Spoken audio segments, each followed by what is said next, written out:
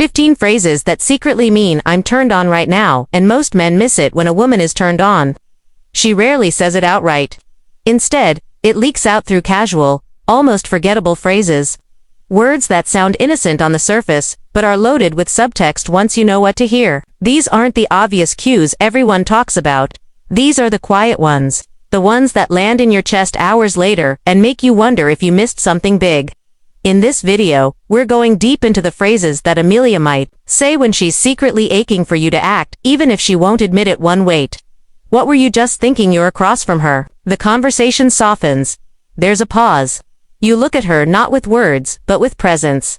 A half smile. A lingering glance, and then she says it. Wait, what were you just thinking? It's not about curiosity. It's about the shift. She just felt an energy change, so real, her body noticed before her brain did. This phrase means, something in you just pulled something in me to the surface, and now she's reaching. Not for your thoughts, but for your presence, for confirmation that you felt it too. Most guys blow past this moment with jokes or vague answers.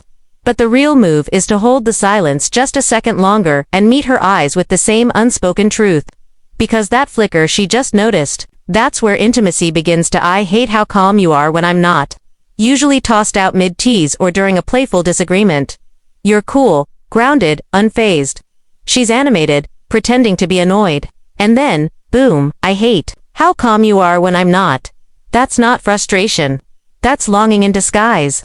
What she's really saying is, your presence stabilizes something chaotic in me, and it's messing with my walls. She doesn't want you to fix her. She wants to feel the contrast between her storm and your stillness. That's the polarity. That's the pull. The masculine nervous system, when stable, anchored, gives the feminine nervous system permission to unravel, to feel safe and surrender. And in this moment, Amelia is unconsciously begging for just that. Not answers, not reassurance, but a man who doesn't get rattled when she's spinning. The one who feels like emotional gravity. 3. This feels dangerous, doesn't it? Not set in closeness, but just before it. In the quiet between laughs. The edge of something unspoken.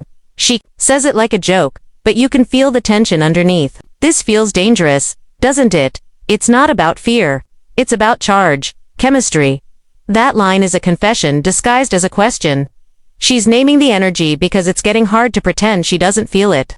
When Amelia says this, she's saying, my body is waking up around you, and I don't know if I should lean in or run. This is the part where many men step back. They downplay, they switch topics, and the window slams shut. But if you just breathe, stay soft in your gaze, and let the tension hang, you'll notice her pupils dilate. Her breath shift. That's not danger. That's desire. For I probably shouldn't tell you this, but this phrase is about emotional risk, not content. She might tell you a silly secret, a half story. Doesn't matter. The phrase is the reveal. What she's really saying is, part of me is showing itself to you, and I don't know if you'll handle it or drop it. This moment is heavy with subtext. When Amelia says this, she's watching your face, not for what you think of the story, but how your presence responds to her exposure. Can you hold it gently?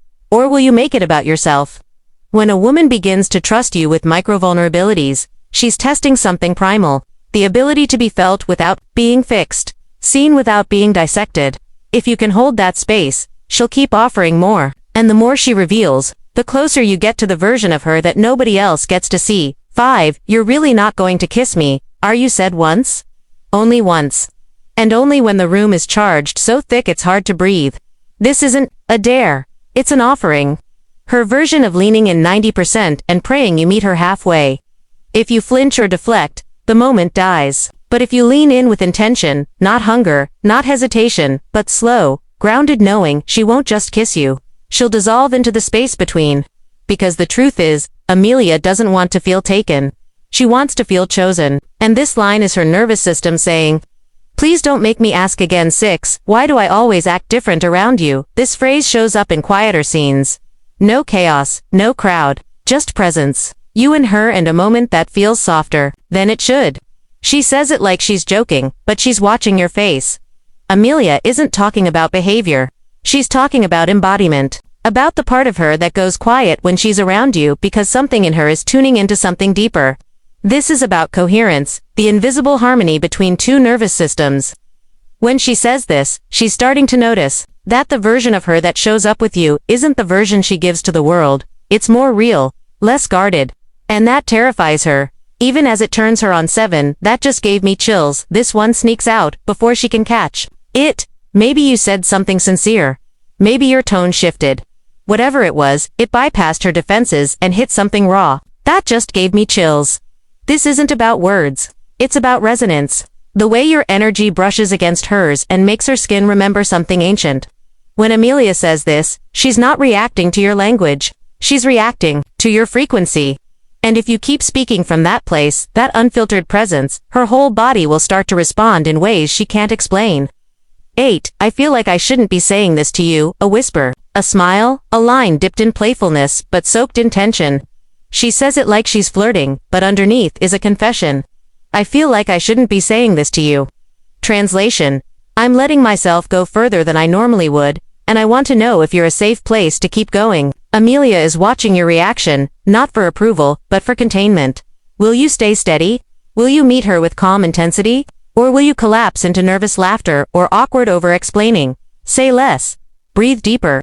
Let the moment stretch. That's how she knows you're ready for all of her, not just the curated parts. 9. You always look at me like that. She says this after the 3rd time.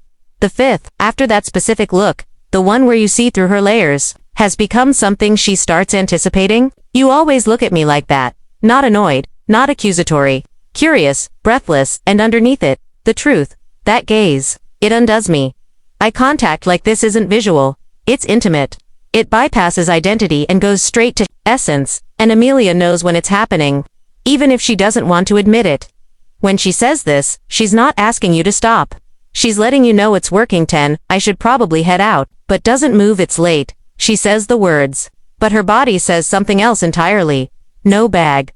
No keys. Just stillness. Shifting slightly. Maybe a new question. This isn't her trying to leave.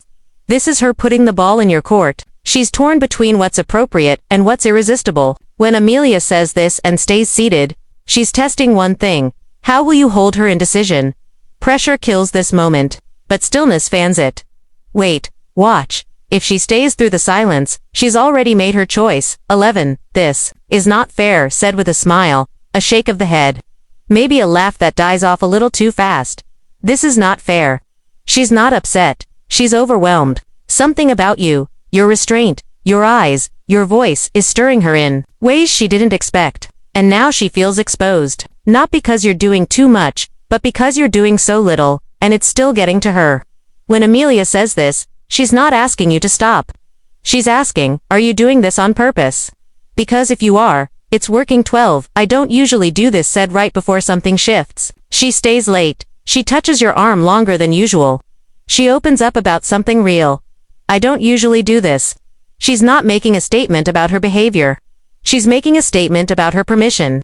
She's telling you, you're different. This feels different. And if you respond with ego, if you make it about you, the moment will close. But if you stay soft, stay reverent, she'll start trusting you with more and more, until those old rules she once held, they won't apply to you. 13. You're doing it again. Only said by women who are self-aware enough to know they're slipping. You're doing it again. The way you touch, the way you pause, the way your presence makes her heart beat faster. She says it not because she wants you to stop, but because she doesn't know how much longer she can resist. Amelia's body is asking questions her mind can't answer. And this line is her way of saying, whatever that thing is, it's working. Don't back off. Just slow down. Let it burn. 14. This feels like a movie scene. When she says this, she's not trying to romanticize the moment. She's reporting her state. Her whole body feels immersed, alive, present. The noise of the world has gone silent. There's just you and her. And a moment that feels like it was written long before either of you arrived. Amelia is asking, can I stay here a little longer? Can I trust this? And if your energy says yes, steady, grounded, attentive, she'll stop looking for the exits and start looking at you. 15. Say that again. It sounds like repetition. It's not. It's craving. You touched something in her with a word, a tone, a look, and she wants to feel it again, not hear it. Feel it. When Amelia says this, she's handing you a script. Not to perform, but to deepen, to slow time, to bring her back into that exact emotional space. And if you can do it again, not with words, but with presence, that's when she lets go.